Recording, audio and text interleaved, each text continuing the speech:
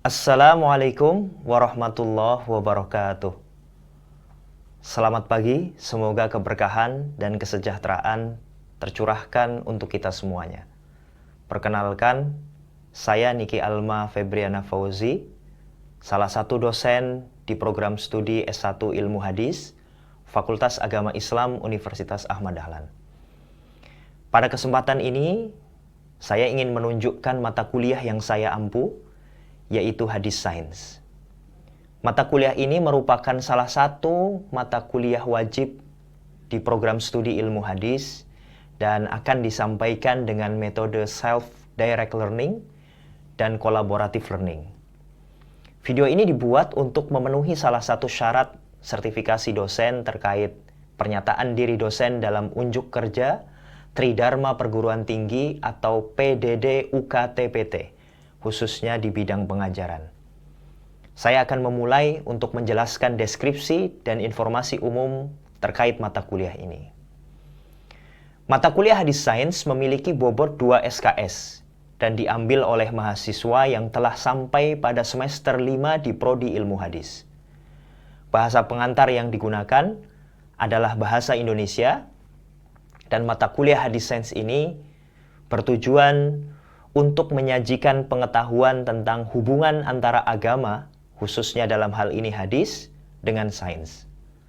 Pada mata kuliah ini kita akan membahas tentang karakteristik worldview Islam sebagai basis memahami agama dan sains, paradigma integrasi interkoneksi, dan beberapa contoh aplikasi hubungan agama atau hadis dan sains. Seperti misalnya hadis-hadis tentang ru'yat dalam perspektif astronomi, hadis-hadis terkait air zam-zam dalam perspektif sains, hingga hadis-hadis tentang siksa kubur dalam perspektif sains. Ada beberapa capaian yang harus dikuasai mahasiswa saat menempuh mata kuliah hadis sains ini. Yang pertama, mampu menjelaskan konsep-konsep dasar hadis sains. Yang kedua, mampu menafsirkan konsep-konsep dasar hadis sains. Yang ketiga, mampu menganalisis konsep-konsep dasar hadis sains. Yang keempat, mampu menyimpulkan konsep-konsep dasar hadis sains. Yang kelima, mahasiswa mampu menyusun hasil evaluasi tentang konsep-konsep dasar hadis sains dengan tanggung jawab dan memenuhi etika akademik. Dan yang terakhir, yang keenam, mampu memahami hubungan antara agama, khususnya dalam hal ini hadis, dengan sains.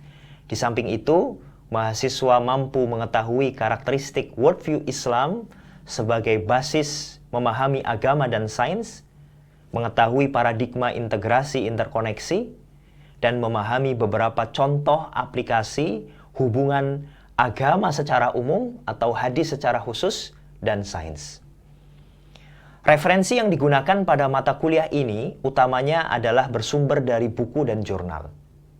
Antara lain adalah buku yang ditulis oleh Profesor Dr. Syamsul Anwar MA berjudul Interkoneksi Studi Hadis dan Astronomi yang diterbitkan oleh Suara Muhammadiyah tahun 2011. Lalu buku yang ditulis oleh Profesor Dr. Nizar Ali berjudul Hadis versus Sains yang diterbitkan di Yogyakarta, penerbit Teras tahun 2008. Lalu yang ketiga, buku yang ditulis oleh Agus Purwanto berjudul Ayat-Ayat Semesta yang diterbitkan oleh Mizan, dan juga buku yang sama ditulis oleh Agus Purwanto dengan judul Nalar Ayat-Ayat Semesta yang juga diterbitkan oleh Mizan, dan juga beberapa artikel jurnal seperti yang ditulis oleh Niki Alma Febriana Fauzi dan Ayub berjudul Fikih Informasi Muhammadiyah Perspective on Guidance in Using Social Media yang diterbitkan oleh Indonesian Journal of Islam and Muslim Societies volume 9 nomor 2 tahun 2019, dan juga artikel lain yang ditulis oleh Suyadi, Zalik Nuryana, dan Niki Alma Febriana Fauzi berjudul The Fikih of Disaster, The Mitigation of COVID-19 in the Perspective of Islamic Education Neuroscience, diterbitkan oleh International Journal of Disaster Risk Reduction volume 51 tahun 2020. Mahasiswa juga dianjurkan untuk dapat membekali diri dengan pengayaan akademik yang dapat ditemukan pada buku, modul, atau apapun yang berkaitan dengan topik antara perjumpaan agama dan sains. Adapun sistem atau metode pembelajaran mata kuliah hadis sains ini dilaksanakan secara sinkronus dan bergantung pada capaian yang ditargetkan pada masing-masing pertemuan. Namun, tentu juga mengutamakan pada proses pembelajaran aktif mahasiswa, sehingga mahasiswa dituntut untuk dapat berperan aktif baik di dalam kelas maupun di luar kelas. Proses pembelajarannya merupakan pembelajaran kolaboratif atau teamwork, dan evaluasi pembelajaran hadis sains ini dilakukan dengan berbagai metode, seperti UTS, UAS, dan juga tugas makalah kelompok. Pembelajaran mata kuliah hadis sains ini dilaksanakan sebanyak 16 kali pertemuan, di mana 7 kali pertemuan dilakukan sebelum UTS, dan 7 kali pertemuan dilakukan setelah UTS.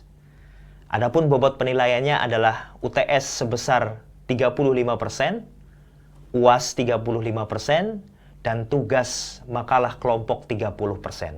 Sehingga total pembobotan hasil evaluasi pembelajaran tersebut sebesar 100%. Demikian informasi yang dapat saya sampaikan mengenai mata kuliah hadis sains ini. Berikutnya dapat disaksikan bersama cuplikan dari proses pembelajaran yang saya laksanakan secara tatap muka di ruang kelas. Selamat menyaksikan. Bismillahirrahmanirrahim. Assalamualaikum warahmatullahi wabarakatuh. Alhamdulillahirabbil alamin. Assalatu wassalamu ala asyrafil anbiya'i wal mursalin wa ala alihi wa sahbihi ajmain. Amma ba'du. Teman-teman sekalian, mari kita awali terlebih dahulu kuliah kita pada pagi hari ini dengan membaca basmalah bersama. Bismillahirrahmanirrahim. Baik teman-teman sekalian, pada kuliah kita pagi hari ini kita akan membahas tema selanjutnya dalam mata kuliah hadis sains ya, di Prodi Ilmu Hadis Fakultas Agama Islam Universitas Ahmad Dahlan ini.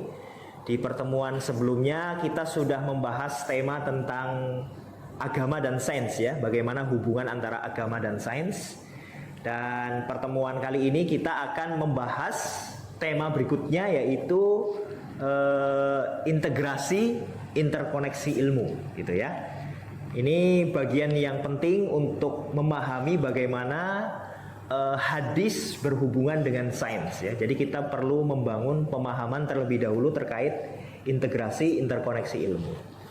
Sebelum saya memulai kuliah ini, saya akan sedikit mereview dan juga mungkin nanti bertanya ke teman-teman terkait materi sebelumnya ya, di pertemuan sebelumnya. Kira-kira masih ada yang ingat atau sudah hilang semua gitu ya. Materi sebelumnya ada kata kunci yang menarik yang mungkin teman-teman perlu ingat terus dan juga perlu untuk menjadi perhatian bersama. Kata kunci itu namanya Islamic Worldview ya. Di pertemuan sebelumnya sudah saya jelaskan juga. Nah, saya ingin tanya, kira-kira ada yang tahu apa itu Islamic Worldview sebagaimana yang saya jelaskan di pertemuan sebelumnya? Mas Mukhlis, ada? Jadi Islamic Worldview atau cara pandang berdasarkan agama Islam itu berarti ketika umat Islam hidup itu harus berlandaskan pada cara pandang Islam yang dilandaskan pada Al-Quran dan Sunnah dengan semangat tauhid atau mengesahkan dan beribadah kepada Allah. Oke, keren sekali Mas di sini ya. Tepuk tangan dulu untuk Mas Mukhlis. Luar biasa ingatannya, udah sebulan yang lalu ya kita libur Idul Fitri juga ya. Oke, ada pertanyaan kalau gitu sebelum kita mulai? Barangkali ada? Ya, silakan Mas Raihan. Ada pertanyaan terkait tema sebelumnya ya, di pertemuan sebelumnya sebelum Ramadan. Oke, bismillah Ustaz, izin bertanya. Kalau kita kan kemarin membahas tentang paradigma hubungan agama dan sains. Ya. Nah, untuk titik temu yang dapat kita lihat ya, antara keduanya di zaman yang sekarang ini itu kira-kira apa, Ustaz? Ya, kalau kita berbicara tentang agama dan sains ya, Kan kemarin kita melihat ada 4 paradigma, ada paradigma konflik, ada paradigma independensi, ya, ada paradigma dialog dan juga paradigma integrasi gitu ya. Nah, untuk zaman kita hari ini sesungguhnya ketika kita melihat agama dan sains itu, kalau menurut saya pribadi yang paling cocok sesungguhnya adalah paradigma dialog dan juga paradigma integrasi, ya. Jadi kalau kita mau melihat persoalan atau isu-isu kontemporer hari ini, setidaknya kita harus melihat hubungan agama dan sains itu dari 2 paradigma itu. Kalau bukan dialog, ya integrasi gitu ya. 2 paradigma yang lain yaitu konflik dan independensi, barangkali untuk zaman kita hari ini kurang relevan, ya, karena melihat agama dan sains itu secara sendiri-sendiri, bahkan ada yang membentur-benturkan. Nah, dengan paradigma dialog dan integrasi itu, ya, itu kita bisa menyapa, ya, antara agama dan sains, antara Al-Quran dan sains, antara hadis dan sains begitu, agar bisa terjalin harmonisasi, ya. Nah, makanya di pertemuan kali ini kita membahas integrasi interkoneksi ilmu itu sesungguhnya adalah bagian dari paradigma tadi, dialog dan juga integrasi. Saya menyebut paradigma dialog itu ya bisa kita sebut sebagai paradigma interkoneksi gitu. Sedangkan paradigma integrasi itu tadi ya paradigma integrasi ilmu itu sendiri gitu. Nah, makanya pertemuan kali ini kita akan bahas itu, Mas, insya Allah ya. Baik teman-teman sekalian, kita masuk ke materi kita hari ini yaitu tentang integrasi interkoneksi ilmu ya. Nah, ketika kita membahas integrasi dan interkoneksi ilmu itu ada sebagian ilmuwan yang menyamakan ya, integrasi dan interkoneksi itu ya sama gitu, tidak ada bedanya. Antara lain yang berpendapat seperti ini itu guru besar UIN Sunan Kalijaga ya, yang pernah menjadi ketua majelis tarjih juga, namanya Prof. Amin Abdullah. Jadi kalau teman-teman baca buku beliau tentang integrasi interkoneksi, beliau itu tidak membedakan secara ekstrim ya antara integrasi dan juga interkoneksi. Nah, untuk kesempatan kali ini saya lebih condong ke pendapatnya Prof. Syamsul Anwar ya. Prof. Syamsul Anwar itu membedakan antara integrasi dengan interkoneksi. Kalau integrasi ya, itu perlu ada 4 hal ini yang harus dileburkan. Dileburkan itu menjadi satu. 2 keilmuan yang berbeda kemudian dileburkan menjadi satu. Misalkan sebagai contoh, dan ini disampaikan juga oleh Prof. Syamsul itu, salah satu bentuk integrasi yang hari ini bisa dikatakan sempurna itu adalah integrasi ilmu ekonomi konvensional dengan ilmu syariah, yang kemudian menghasilkan satu disiplin ilmu yang baru yang namanya ilmu ekonomi syariah ya. Jadi ilmu ekonomi syariah itu sesungguhnya adalah bentuk dari integrasi ilmu konvensional, yaitu ilmu ekonomi konvensional dengan ilmu syariah gitu ya, menyatu kemudian jadi ilmu ekonomi syariah gitu. Nah, ketika menyatukan 2 ilmu itu, maka bagian-bagian ilmu itu harus disatukan, baik paradigmanya, teorinya, metodenya, dan juga prosedur teknisnya. Ya, makanya kemudian bagi Prof. Syamsul, integrasi ilmu itu kalau mau dibuat sempurna, dibuat ideal, memang tidak semua disiplin keilmuan bisa diintegrasikan. Makanya kemudian Prof. Syamsul membedakan antara integrasi dan interkoneksi itu beda.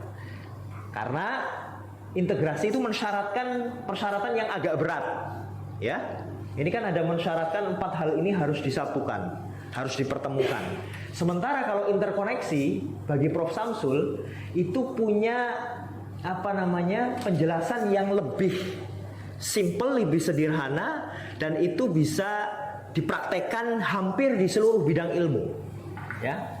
Nah, kata Prof. Syamsul ini ya, interkoneksi itu dimaknai sebagai proses pengkajian dalam suatu bidang ilmu tertentu dengan memanfaatkan data dan analisis dalam ilmu lain terkait di samping menggunakan data dan analisis ilmu bersangkutan sendiri dalam rangka komplementasi, konfirmasi, kontribusi atau komparasi. Jadi ada berapa? Ada 4 ya, ada 4 fungsi dari interkoneksi, yaitu konfirmasi, komplementasi, kontribusi, dan juga komparasi. Yang ini, 4 fungsi interkoneksi ini itu tidak mensyaratkan 2 struktur ilmu saling bersatu yang menghasilkan ilmu baru. Enggak. Dari interkoneksi ini kita hanya bisa tadi saling menyapa saja nggak apa-apa gitu. Yang menyapanya itu dalam bentuk konfirmasi, kontribusi, komparasi atau komplementasi. Ya, makanya kita akan menggali apa sebenarnya maksud dari konfirmasi, komplementasi, komparasi, dan kontribusi ini. Ya, sebelumnya ada yang pernah baca, dengar, ya, atau pernah melihat beliau menyampaikan gagasan tentang interkoneksi ini? Ada? Belum ya? Oke. Nah, kesempatan kali ini kita akan bahas itu, ya, apa itu komplementasi, konfirmasi, kontribusi, dan juga komparasi. Yang pertama, komplementasi. Komplementasi itu maksudnya adalah data dan temuan ilmu, ya, itu dapat melengkapi, ya, melengkapi data untuk keilmuan yang menjadi concern kita. Nah, beliau mencontohkan, ya, hadis-hadis tentang ru'yat. Jadi beliau pernah menulis buku judulnya Interkoneksi Studi Hadis dan Astronomi. Nah, beliau mempraktekkan interkoneksi itu, ya, dari perspektif hadis kemudian diinterkoneksikan dengan perspektif astronomi, gitu ya. Nah, dari sini penjelasan-penjelasan tentang hadis ruqyat itu perlu dilengkapi dengan temuan-temuan astronomi, ya, sehingga kesimpulannya akan lebih komprehensif gitu, ya. Makanya disebut dengan komplementasi. Nah, sedangkan konfirmasi itu maksudnya adalah memperkuat, ya, memperkuat apa yang sudah ditetapkan dalam satu disiplin ilmu tertentu, kemudian ada data baru gitu ya, data baru dari keilmuan lain yang mengkonfirmasi, menguatkan keilmuan hadis misalkan. Contohnya di sini, ya, ada kasus hadis-hadis tentang hari raya yang jatuh pada zaman Nabi pernah hari Jumat, ya. Hadisnya itu mengatakan, ya, satu narasi hadis itu mengatakan hadis itu menjelaskan Nabi pernah berhari raya, tapi hari rayanya Idul Fitri, disebutkan secara eksplisit dalam hadis itu, ya, yaitu jatuh pada hari Jumat, sehingga kemudian Nabi membolehkan orang yang berhari raya pada hari Jumat itu untuk tidak perlu melakukan sholat Jumat, ya. Ada hadis yang seperti itu. Sementara hadis yang lain, narasi hadis yang lain itu menjelaskan bahwa Nabi itu pernah berhari raya, tapi hari rayanya apa, Idul Fitri atau Idul Adha, tidak pernah dijelaskan dalam hadis yang ini, ya. Jadi di satu sisi ada yang menjelaskan hadis secara eksplisit itu hadis Idul Fitri, hari raya Idul Fitri, sementara yang ini itu tidak disebutkan hari raya apa, hanya hari raya saja. Nah, menurut ulama-ulama hadis sejak zaman ulama-ulama mutaqaddimin itu mengatakan bahwa hadis yang menyebutkan hari raya yang pernah jatuh pada zaman Nabi bertepatan dengan hari Jumat itu adalah hari raya Idul Fitri, itu adalah hadis yang dhaif, yang lemah. Sementara hadis yang ini, hadis yang mengatakan bahwa Nabi itu pernah berhari raya saja tanpa menyebutkan Idul Fitri atau Idul Adha, itu hadis yang sahih. Nah, ternyata teman-teman sekalian, berdasarkan penelitian Prof. Samsul itu melalui pendekatan astronomi dengan melihat data-data bulan, ya, kemudian data-data matahari di zaman Nabi hidup itu, ternyata terkonfirmasi bahwa yang lebih tepat itu adalah bahwa hari raya itu bukan hari raya Idul Fitri, tapi hari raya Idul Adha.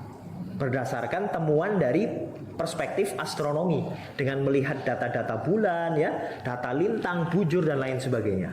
Ditemukan bahwa tanggal itu bukan bulan Syawal tapi bulan Zulhijjah, yang otomatis berarti Nabi ketika itu adalah hari raya Idul Adha.